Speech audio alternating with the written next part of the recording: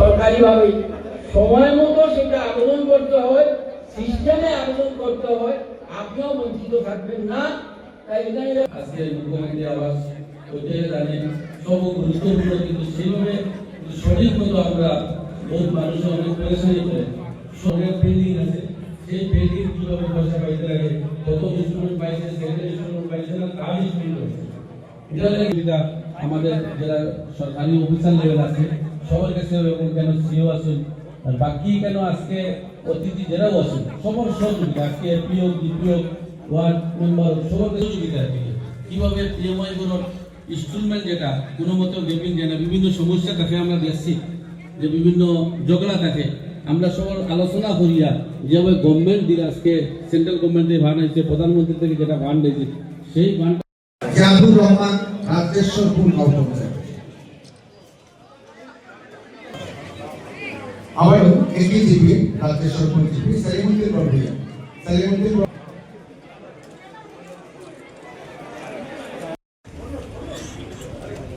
আমি আজকে সম্মানিত বিধায়ক শ্রী খলিলুদ্দিন মজুমদার, কাছাড় জেলা পরিষদ কাশীগড়া সম্মানিত সার্কেল অফিসার,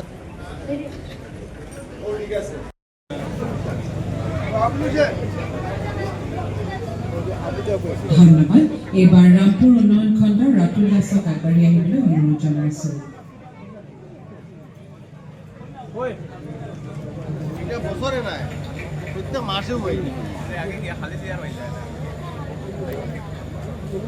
আজি এই অনুষ্ঠান উন্নয়ন খণ্ডৰ আবেদা খাতুনক আগবাঢ়ি আহিবলৈ অনুৰোধ জনাইছো। ধন্যবাদ। এইবাৰো গৰৈমাৰী উন্নয়ন খণ্ডৰ চাইদ খানক আগবাঢ়ি আহিবলৈ অনুৰোধ জনাইছো।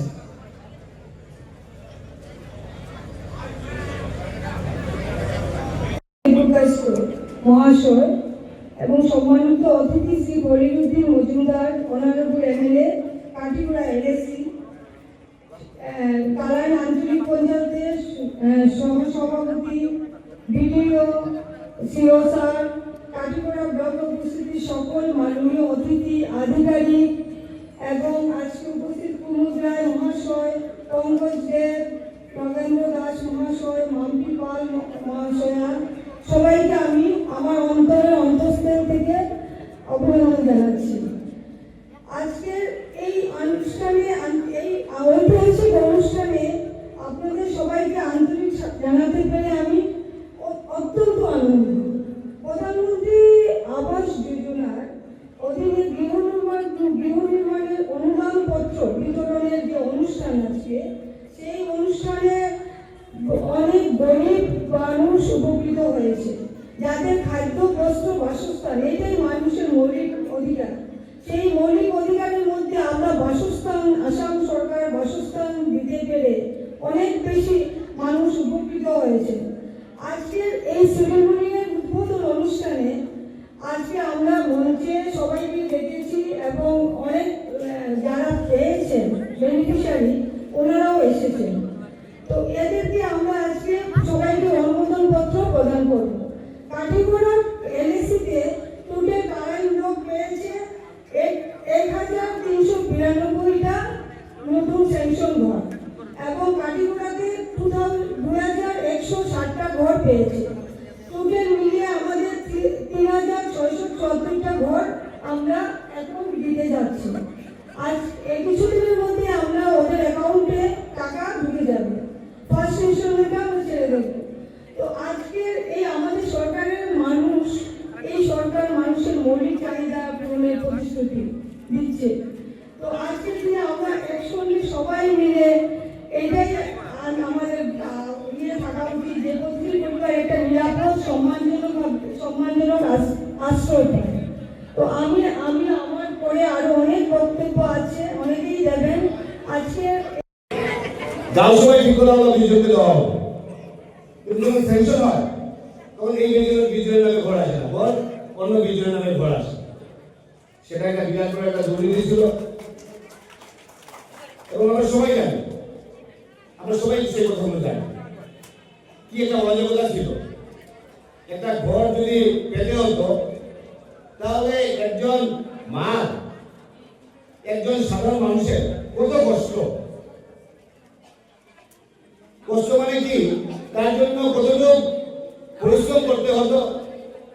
ওনাদের ফাইন্যান্সিয়াল লুজার, কাউকে গরু বিক্রি করতে হতো, কাউকে ছাগল বিক্রি করতে হতো, অর্থাৎ যেভাবে হোক আমি একটা যাতে ঘর পেয়ে যাই।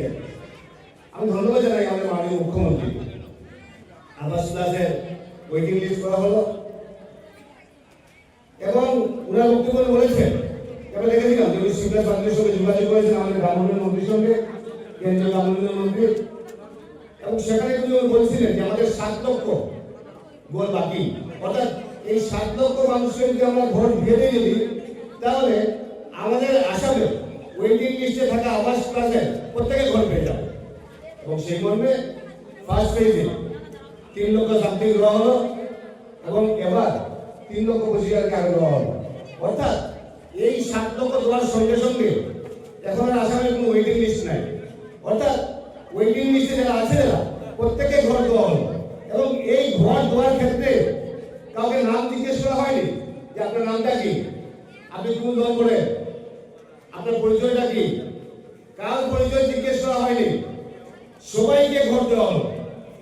অর্থাৎ একজন মানুষের ঘরের উপর একজন মানুষকে তার যদি একটা ঘর দেওয়া হয়, একটা ছাদ দেওয়া হয়, ঘরের উপর যদি টিন লাগানো হয়, যদি সেই মানুষের মনের যে তৃপ্তি সেটা হয়তো আমরা এখানে ভাষণের মাধ্যমে বলে আমরা বুঝাতে পারবো না। সেই মানুষের মনের যে তৃপ্তি, যে না আমি কিছু মানুষের ঘরের স্বপ্ন যে আমিও আজকে পাকা ঘর বা টিনের নিচে আমি থাকবো। কালকে আমি গিয়েছিলাম খেলবার, ওখানে একটা ঘরে গিয়েছিলাম, ঘরের অবস্থা দেখলে যে বড় বড় মানুষের এরকম থাকে না, বড় বড় থেকে ভালো লাগে। যাত্রা একটা ঘরে গিয়েছিলাম, ঠান্ডার সময় কিভাবে থাকবে সেটা মানে আশ্চর্যজনক ব্যাপার, যদিও ঘরের কাজ শুরু হয়েছে, কিন্তু ব্যাপার হচ্ছে কি এই মানুষগুলোকে ঘর প্রদান করা এবং এই মানুষগুলো যখন ঘর পায় তখন আমি বিশ্বাস করি আমাদের প্রধানমন্ত্রী নরেন্দ্র মোদীজি এবং আমাদের আসামের মাননীয় মুখ্যমন্ত্রীকে 2 হাত করে আমি আশীর্বাদ দিই। তার জন্য ওনাদের এই আশীর্বাদ দেওয়ার জন্য, ওনাদের প্রতি সেই সম্মানের জন্য আজকে আমাদের দেশ বিশ্বের বুকে একটা প্রতিষ্ঠিত দেশ।